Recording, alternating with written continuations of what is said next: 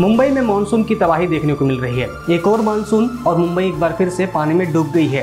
क्या आपने कभी सोचा है कि देश की आर्थिक राजधानी हर साल मानसून में क्यों डूब जाती है? हर साल ऐसा क्यों होता है? ऐसा क्या होता है? इसके पीछे कई वजहें हैं और साल दर साल बीतने के बाद भी बीएमसी के पास कोई समाधान क्यों नहीं है। तो चलिए जानते हैं हर साल बारिश के मौसम में मुंबई के डूबने की बड़ी वजह। पहला है भौगोलिक कारण। सबसे पहली बात है कि मानसून भौगोलिक तौर पर महाराष्ट्र के तटवर्ती कोकण इलाके में होता है। इस इलाके में महाराष्ट्र के दूसरे हिस्सों से ज़्यादा बारिश होती है। मुंबई में हर साल औसतन 2514 मिलीमीटर बारिश होती है। दूसरा है मुंबई में ड्रेनेज की समस्या।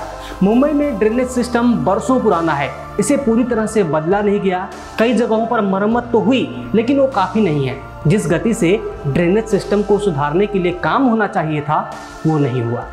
अगला है हाई टाइड। मुंबई अरब सागर के किनारे बसी है, इसीलिए मुंबई में होने वाली बाढ़ में समंदर भी अपनी भूमिका निभाता है। वैसे तो समंदर में रोजाना ज्वार और भाटा आता है, लेकिन जब ज्वार यानी कि हाई टाइड 4.5 मीटर से ऊपर की होती है तो वो मुंबई के लिए एक तरह से मुसीबत बन जाती है।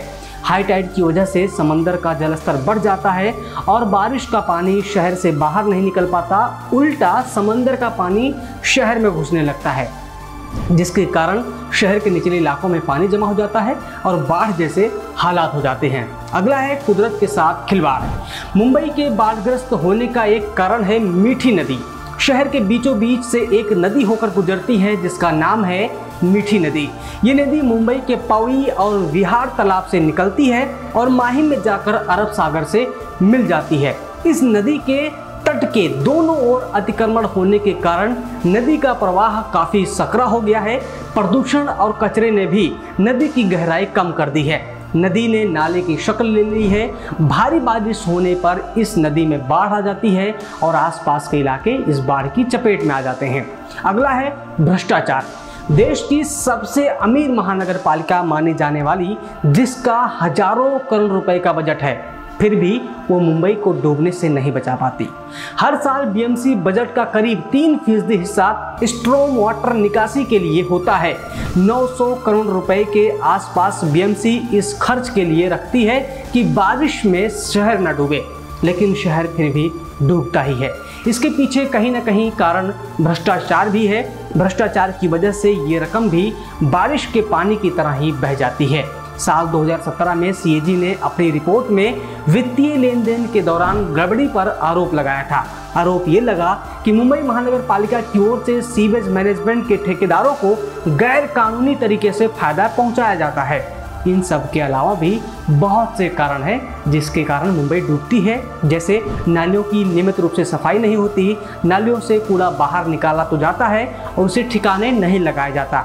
बारिश में बहकर वो फिर से पूरा कूड़ा नालियों में जाता है, नालियाँ जाम हो जाती हैं। आपको बता दें कि शहर से इकट्ठा हुए कुल कूड़े में 10% हिस्सा प्लास्टिक का होता है। हर दिन करीब 650 मीट्रिक टन कूड़ा निकलता है मुंबई से। प्लास्टिक की थैलियों और बोतल की वजह से नालियाँ जाम होती हैं। प्लास्टिक के अलावा कंस्ट्रक्शन मटेरियल और थर्मोकोल की वजह से भी समस्या पैदा होती है।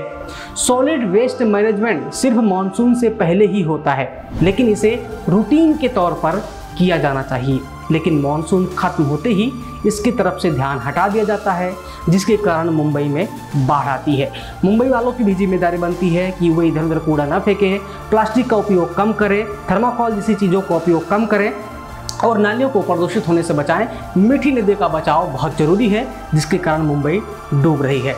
बीएमसी को भी चाहिए कि बारिश के पहले लगातार तौर पर मुंबई को बाढ़ से बचाने के प्रयास किए जाएं।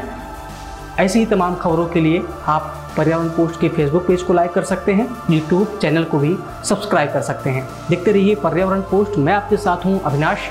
सब्सक्राइब करें पर्यावरण पोस्ट।